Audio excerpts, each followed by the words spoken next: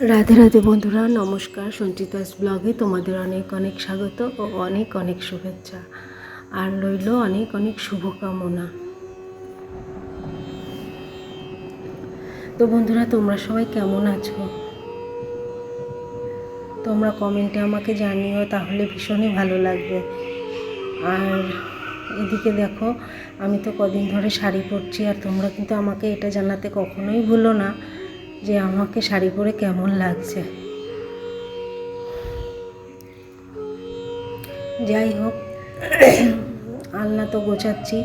আর তোমরা তো জানোই যে আমি এখন রাতে ঘরের কাজ করি না, মানে ঘরের কাজ বলতে রাতে মোছামুছিগুলো করছি না।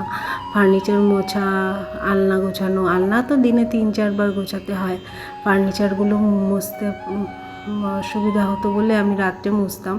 তো এখন আবার দিনের বেলায় সময় বার করে নিয়েছি, তো দিনের বেলায় কাজগুলো করছি।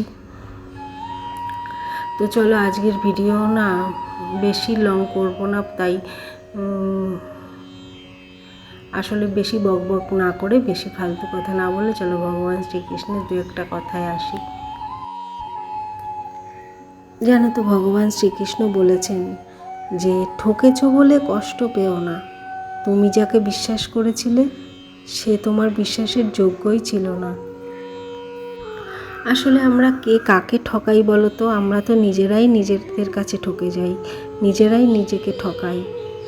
কিছু কিনতে গেলে তুমি ঠকে গেলে, কিন্তু না, যে ঠকালো সে তার নিজের অজান্তেই সে নিজেকেই নিজে ঠকিয়েছে।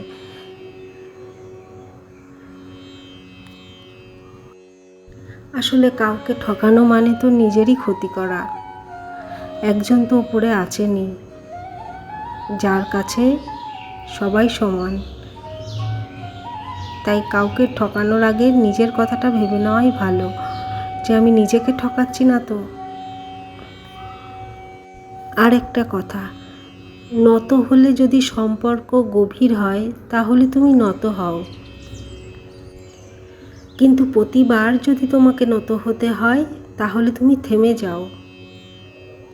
কারণ ভালোবাসার স্থান বুকে, পায়ে নয়। আমরা ভালোবাসতে বাসতে ভুলে যাই যে আমাদের স্থান কোথায়, আমাদের জায়গা কোথায়। আমরা নত হতে থাকি, নত স্বীকার করতে থাকি, আর এইভাবেই আমরা পায়ে চলে যাই।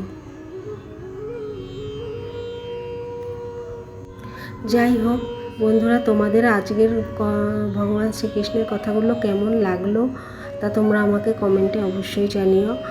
আর ভালো লাগলেও জানিও, ভালো না লাগলেও জানিও। আর আজকের ভিডিও আর বেশি লং করলাম না, এখানেই শেষ করলাম। তো আবার দেখা হবে কাল। টাটা।